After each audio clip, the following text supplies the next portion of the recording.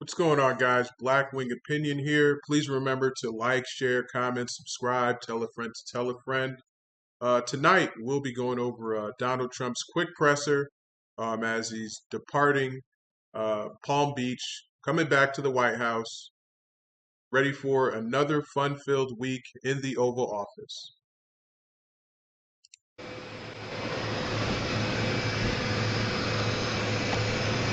Okay, everybody, we had a great weekend. From an economic standpoint, our prices are coming down very substantially on groceries and things. They're already at a much lower level than they were with the last administration. And we worked on it this weekend, and you're going to see some of the items that were a little bit higher. They were lower than the last administration, but a little bit higher. We're going to have some little price reductions, and in some cases, some pretty good ones. They use the affordability word. The affordability is much, much better with this. And again, I go to Walmart and other companies, and in every case, it's about 25% that a meal, a Thanksgiving meal and surroundings are 25% lower than it was under the Biden administration. That's a big fact, and that comes from Walmart and others that do that, okay? And that's huge right there because you had the Walmart CEO come out and say that, Thanksgiving meals and Thanksgiving package is going to be a lot lower than it was last year. And that's huge for Americans because, you know, during the whole shutdown, people were very worried about how the next meal was going to come to them. And, the sad part is we were put in that reality because of Chuck Schumer, but that's another video for another day. Now, Donald Trump, or President Trump, excuse me, um, really has honed in on this affordability thing for American people. I think there's going to be great things to come.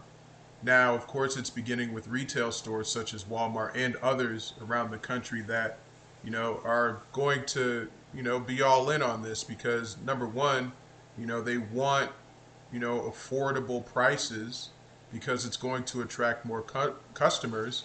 And number two, because of that, it's going to bring in more revenue. And what CEO, of a retail company or a chain of retail companies wouldn't want that?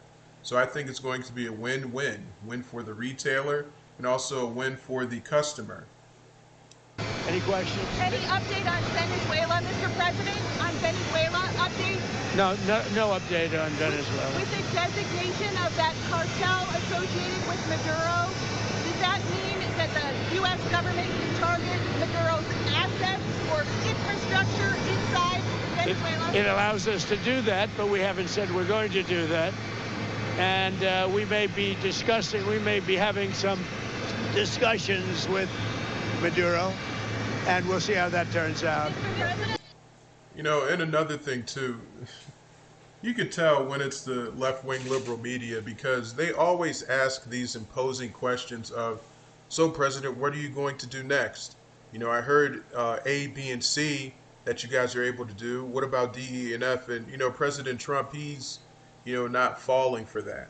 Because why give away your strategy and what you're going to do? And this has been going on many times ever since the beginning of his presidency of last year. They keep asking questions, okay, even with the tariffs. So they're like, all right, well, what's your plan with the tariffs? Is this involved in the trade deal? And, what good businessman is going to give that away? Because that's going to give away leverage. This is the same thing right here. You have a reporter, probably ABC, Fox, not Fox, but, ABC, NBC, or BS Now, which is probably, a reporter from there, asking these questions. And I'm saying to myself, like, lady, why are you having him try to give away his strategy? Let this man run the country. See, they always do this because they want like a gotcha moment. And what it's going to do is it's just going to feed the mainstream liberal media into putting out more BS.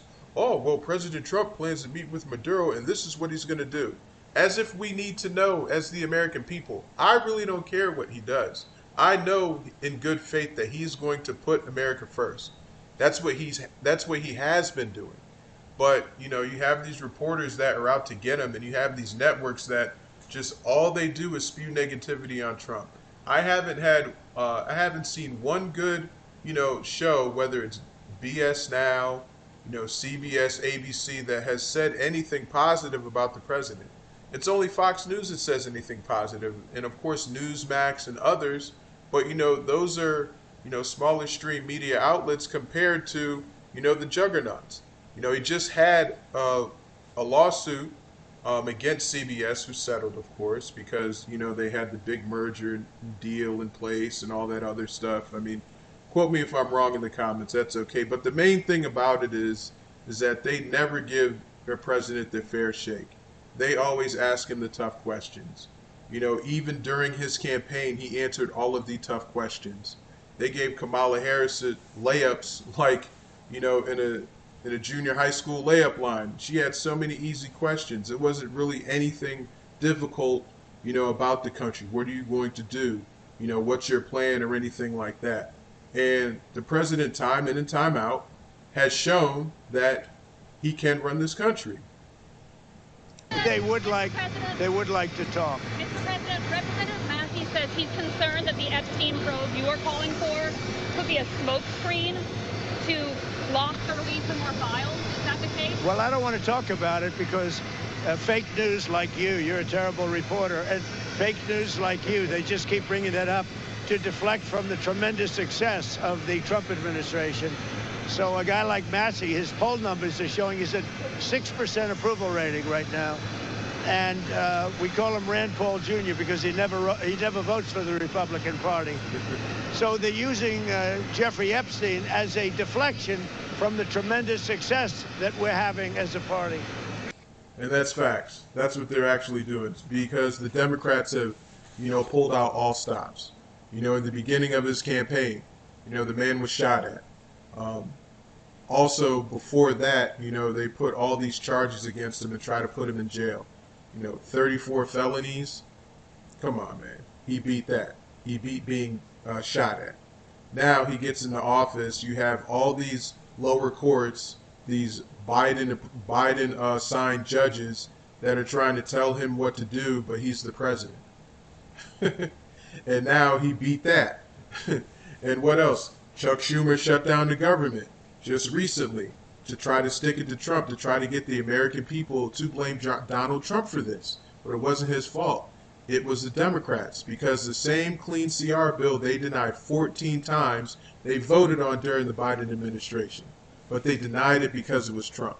So when you look at these things, you're like, okay, are these witch hunts? Like, what is the method to the madness of this? And the method to the madness of it is just smearing his name. Now they bring up Epstein, which is backfired, because they leaked some emails with a redacted name that a person who already denounced Trump of any wrongdoing of the whole Epstein debacle. And then come to find out, there was a report by the New York Times pretty much saying that Epstein was in bed with the Democrats and he had Trump derangement syndrome, pretty much. So that too backfired. So you have all of these things against the president, and he keeps beating them and beating them and beating them. Like he said he was going to win a lot, and we're going to win so much that we're going to be sick of it. I'm not sick of it. I'm actually happy that he's winning, and I hope that he keeps winning, because if he's winning, we're winning. President of Venezuela, you said they want to talk. You said Venezuela wants to talk. What does that mean? Venezuela would like to talk. What does it mean? You tell me. I don't know. You want to talk to them? I talk to anybody. I talk to you, right? I talk to anybody. We'll see what happens. Green says her life could be in danger because of the rhetoric. Her life is in danger? Who's that? Marjorie Taylor Greene, she says. Marjorie Trader Green. I don't think her life is in danger. Frankly, I don't think anybody cares about her. Okay, what about you? You see, that reporter again trying to stir up some BS, man. She's asking him, oh, do you think because of her rhetoric, her life is in danger? Come on now. Like, we know Marjorie Taylor Greene fell off the MAGA horse like months ago. And the whole thing of it is that now, she has this battery in her back by going on The View, of course, with those cackling hens. Shout out to BCP. But going on The View saying all these things. Now, it's funny because Marjorie Taylor Greene has a construction company. And ever since these ICE raids happened, and these stricter laws against immigrants happened, she's been a little bitter Betty, if you know what I mean. I wonder, was she too hiring illegals and benefiting off of that? We may never know. Hopefully it comes out. Who knows?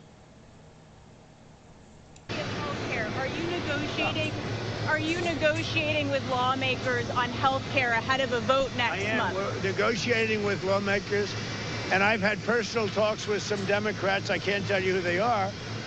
I just don't want to do that. It's not fair to them. About paying large amounts of dollars back to the people. You know, this was my idea. It came up during that.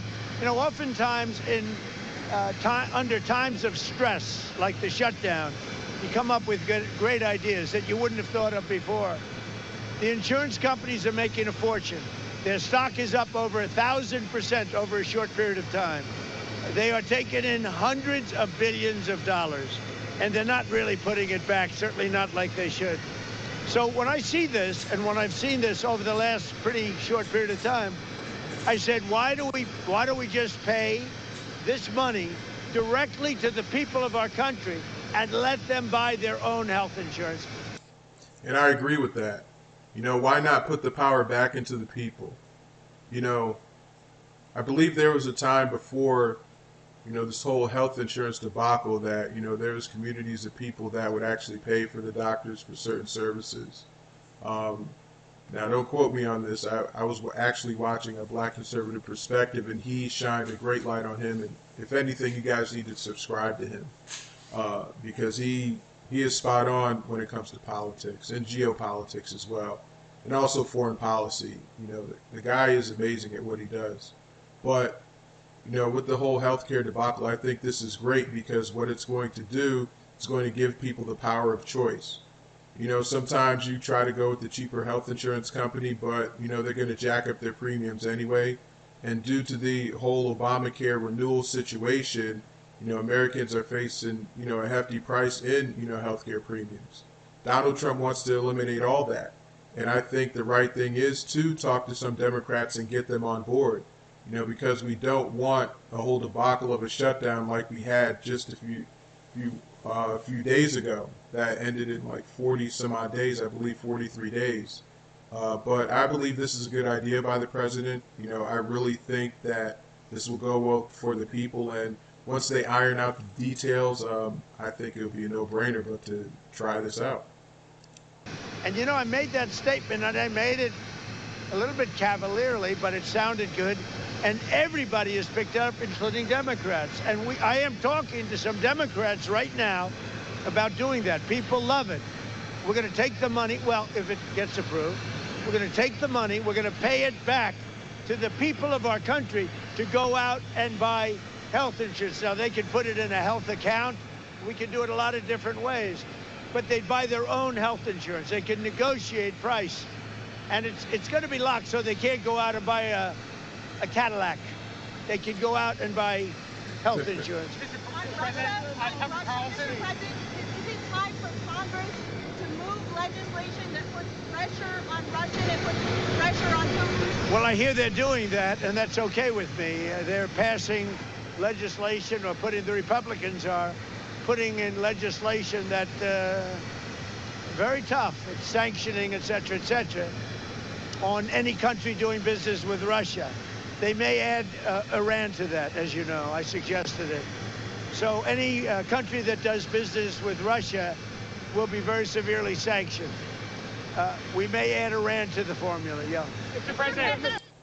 I think that's huge. I mean, President Trump has definitely expressed the olive branch to, you know, Putin, and Putin doesn't seem as if he wants to comply. He still wants to war. And also Zelensky, too. I mean, I wouldn't leave Zelensky out of this because before, you know, President Trump said you don't hold the cards, which he didn't, but he wanted more money to keep fighting, you know, a war that doesn't need to be fought. Too many people are dying, too much territory is being lost, excuse me. And on top of that, you know, innocent lives, man. Like, it's gut-wrenching to hear about because there are a lot of people who are trying to escape that place because they just don't want to deal with it anymore. But anyways, you know, that's the video for tonight, guys. Just wanted to briefly touch on Trump's presser.